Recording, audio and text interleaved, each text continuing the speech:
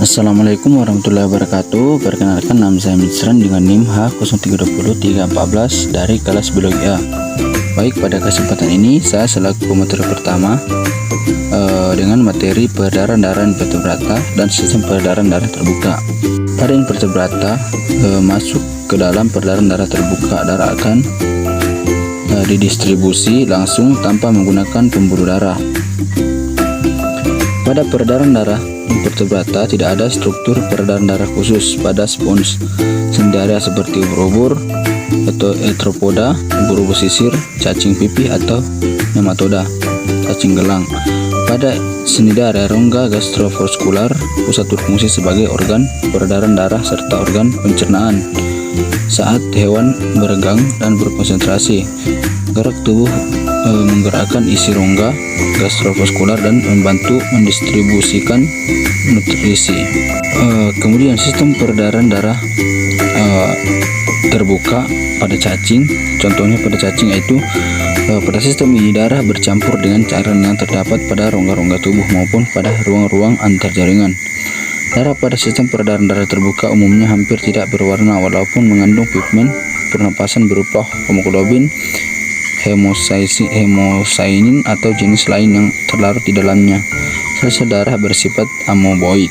Nah, hewan-hewan yang memiliki sistem peredaran darah terbuka antara lain seperti arthropoda serta sebagian dari annelida, moluska dan echinodermata. Pada sistem peredaran darah terbuka, arthropoda dan kebanyakan moluska memiliki sistem peredaran darah terbuka di mana memumpah darah ke dalam pembuluh yang ujungnya terbuka. Darah dan cairan interstisial mereka tidak dapat dibedakan dan secara kolektif disebut sebagai homolofit. Sel ini kalau dari ujung terbuka pembuluh darah mengisi ruang besar yang disebut sinus. Sinus membentuk hemokol, rongga darah yang bulat yang bukan bagian dari kolom.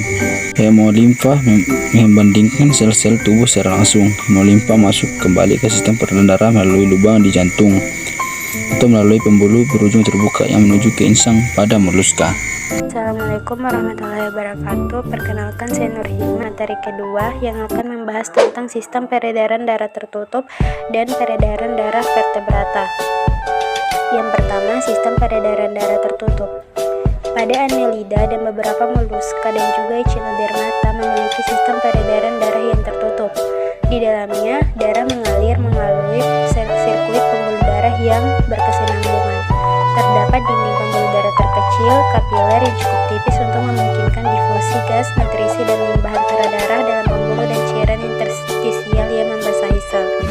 Yang kedua, peredaran darah vertebrata. Pada sistem peredaran darah vertebrata terdiri dari jantung, pembuluh darah, darah, getah bening, pembuluh getah bening, dan organ terkait seperti timus, limfa, dan hati. Pada sistem melakukan beberapa fungsi, yaitu mengangkut nutrisi dari sistem pencernaan dan dari depot penyimpanan ke setiap sel, mengangkut oksigen yang dari struktur pernapasan yaitu insang atau paru-paru ke sel, mengangkut limbah metabolisme dari setiap sel ke organ yang mengeluarkannya, mengangkut hormon dari kelenjar endokrin ke jaringan target, membantu menjaga keseimbangan cairan, membantu mendistribusikan panas, metabolisme dalam tubuh yang membantu menjaga suhu tubuh konstan pada hewan endoder, membantu menjaga pH yang sesuai, dan mempertahankan tubuh dari serangan mikroorganisme. Sekian dan terima kasih.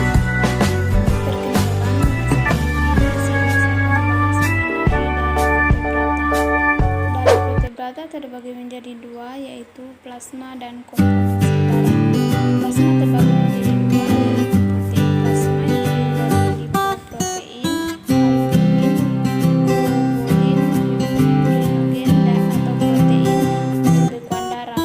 Dua, yaitu air garam gas terlalu, hormon limfa glukosa. Komponen sel darah. Komponen sel darah terbagi menjadi tiga, yaitu sel darah putih atau limfosit, sel darah merah atau limfosit, dan trombositnya.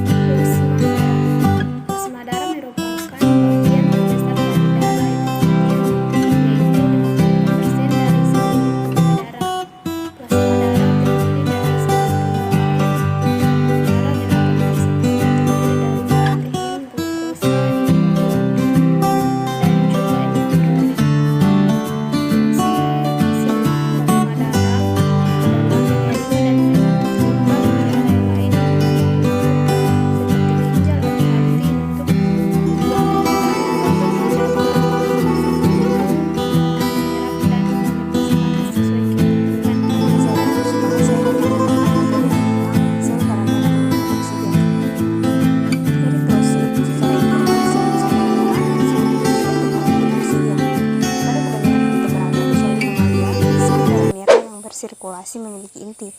Misalnya, burung memiliki sel darah merah besar, lonjong, dan berinti. Pada mamalia, nukleus dikeluarkan dari sel darah merah saat sel berkembang. Setiap darah merah mamalia adalah cakram bikonkaf yang fleksibel dengan diameter 7 hingga 8 mikrometer dan tebal 1 hingga 2 mikrometer. Kerangka elastis internal mempertahankan bentuk cakram dan memungkinkan sel untuk menekuk dan memutar saat melewati pembuluh darah, bahkan lebih kecil dari diameternya sendiri. Bentuk bikonkafnya memberikan rasio luas yang permukaannya terhadap volume yang tinggi, memungkinkan difusi oksigen dan karbon dioksida yang efisien ke dalam dan keluar sel. Pada manusia dewasa, sekitar 30 triliun sel darah merah beredar dalam darah, kira-kira 5 juta per mikroliter. Sel darah putih mempertahankan tubuh terhadap organisme penyakit. Leukosit atau sel darah putih dikhususkan untuk mempertahankan tubuh dari bakteri berbahaya dan mikroorganisme lainnya. Leukosit adalah sel mirip amoeba yang mampu bergerak sendiri. Beberapa jenis sel rutin menyelinap melalui dinding pembuluh darah dan memasuki jaringan. Darah manusia mengandung 5 jenis leukosit yang diklasifikasikan sebagai granular atau agranular. Kedua jenis ini diproduksi di sumsum tulang merah. Assalamualaikum warahmatullahi wabarakatuh. Perkenalkan, nama saya Sarda dengan NIM H03203557. Di sini saya akan memaparkan mengenai fungsi dari trombosit. Jadi fungsi trombosit adalah pembekuan darah. Selain itu, dapat membuat darah menjadi lengket sehingga bisa membuat gumpalan saat terjadi pendarahan. Sehingga saat kamu terluka, darah tidak terus mengalir hingga mengakibatkan pendarahan hebat. Selanjutnya mengenai pembuluh darah. Sistem peredaran darah vertebrata mencakup 3 jenis utama pembuluh darah, yakni arteri, kapiler, dan vena. Sekian dari saya akhiri. Assalamualaikum warahmatullahi wabarakatuh.